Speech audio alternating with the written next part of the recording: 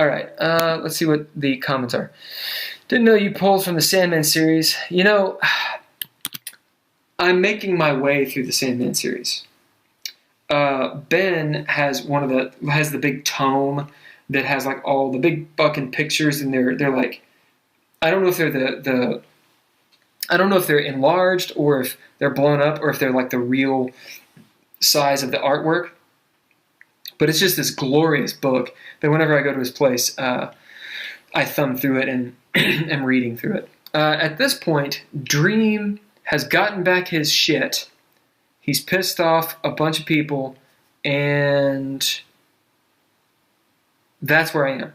Oh, he just got back the sort of like jewel that allows you to that I don't want to say too much because I don't know he's just got back the jewel. The guy in the diner who has the jewel, yeah, he just got that back. Cameron says sun gods, storm gods, sea gods, harvest gods, etc.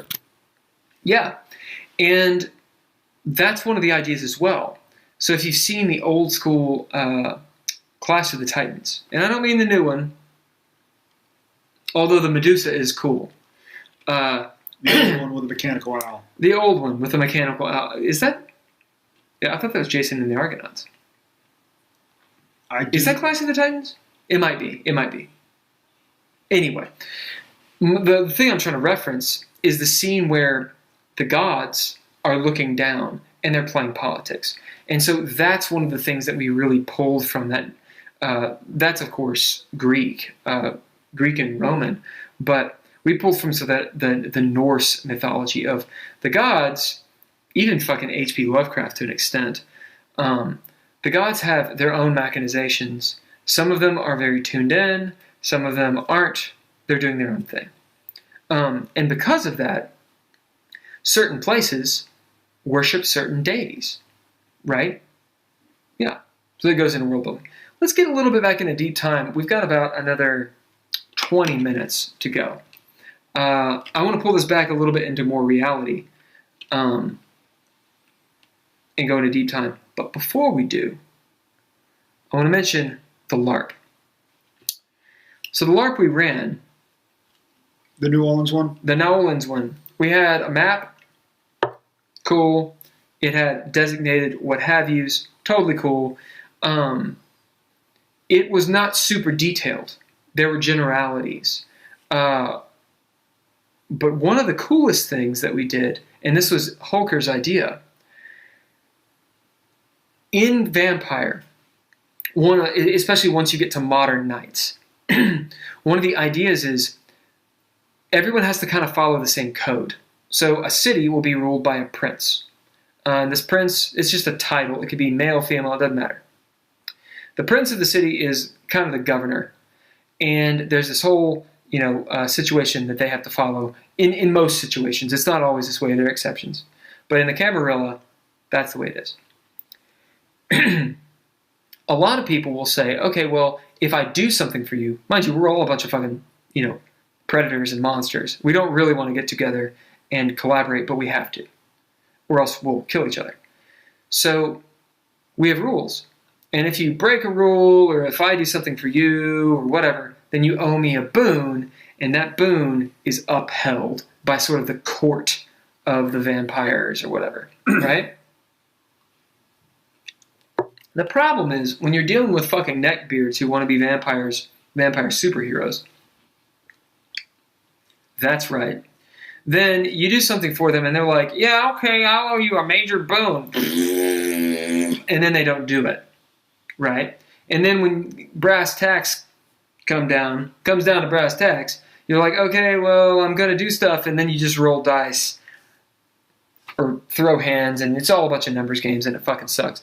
Because the system is, I should say, the White Wolf system, and people can disagree with me, the White Wolf system is not at all made for combat.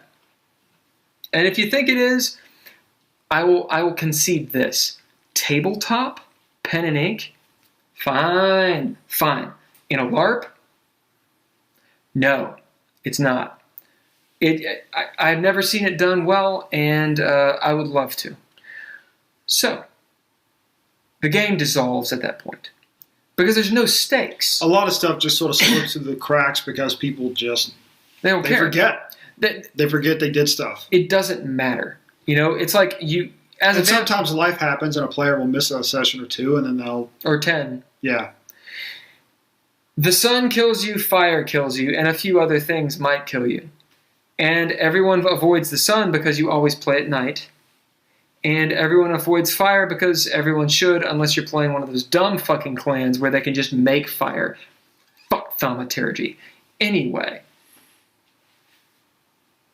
I'm just waiting for the hell. Anyway, Tremere broken. So, the problem is there's no stakes.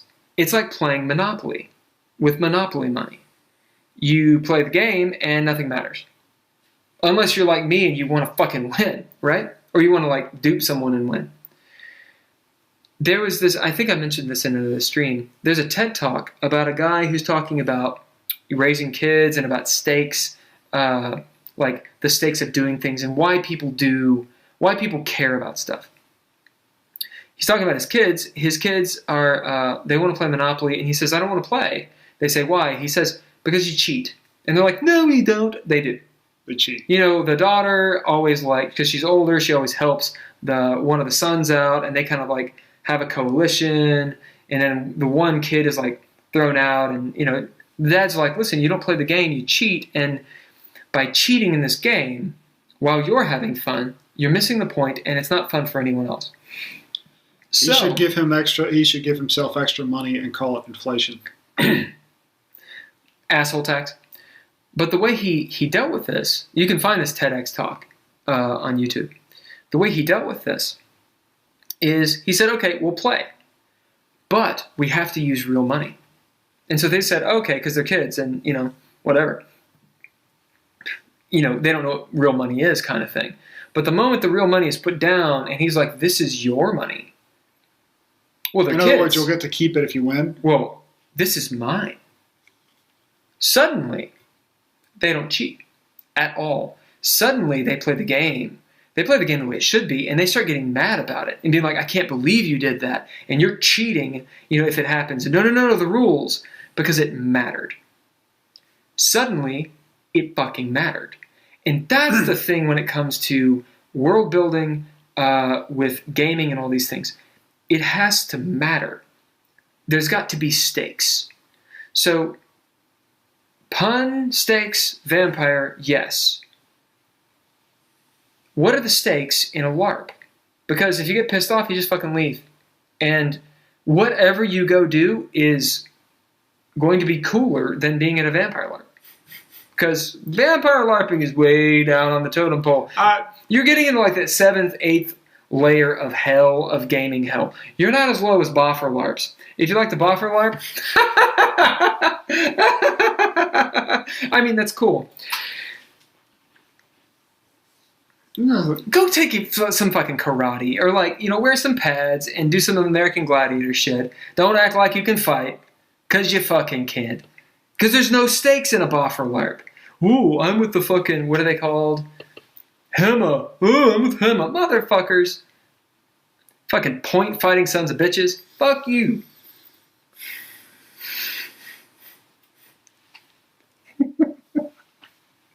Go do some fucking kendo. Do a real sport. Anyway. Whatever. I make fun of them. I also vampire LARP, so I'm kind of...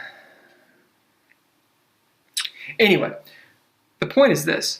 Holker was like, check it out. World building time.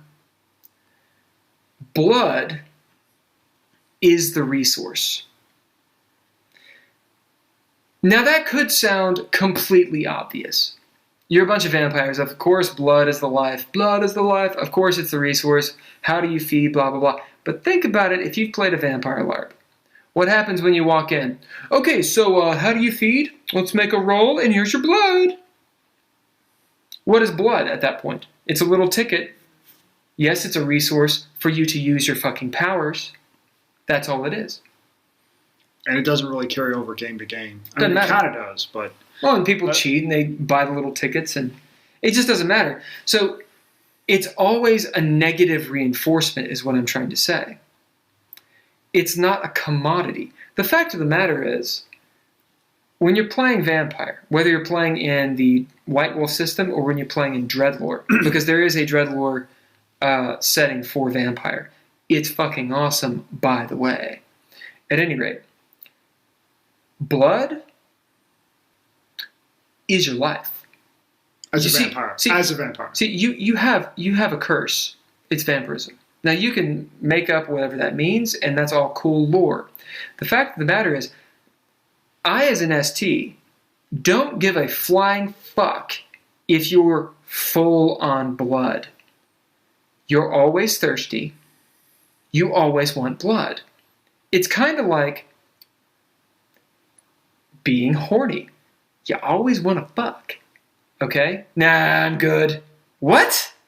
It's bullshit. You don't get full of blood. You will gorge yourself, and you won't die because you're a fucking vampire.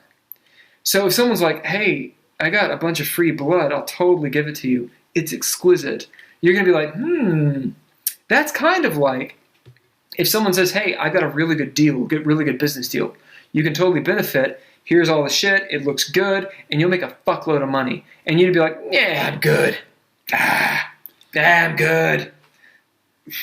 Come on. I mean, some people do it, which is fine. Some vampires can do it. But every fucking neckbeard is like, no, I'm full on blood, and I've got my little fucking bullshit Tremere thing that gives me more blood. Fuck you. You want more blood, motherfucker. And the fact is, if you don't live up to your fucking boon, the prince bleeds you. So you could be on full on blood all goddamn day, and he bleeds you, right? So you live up to your fucking boon because it's a fucking resource. And the game was horrible. Because of the neckbeards. 75-80% of those people, wow.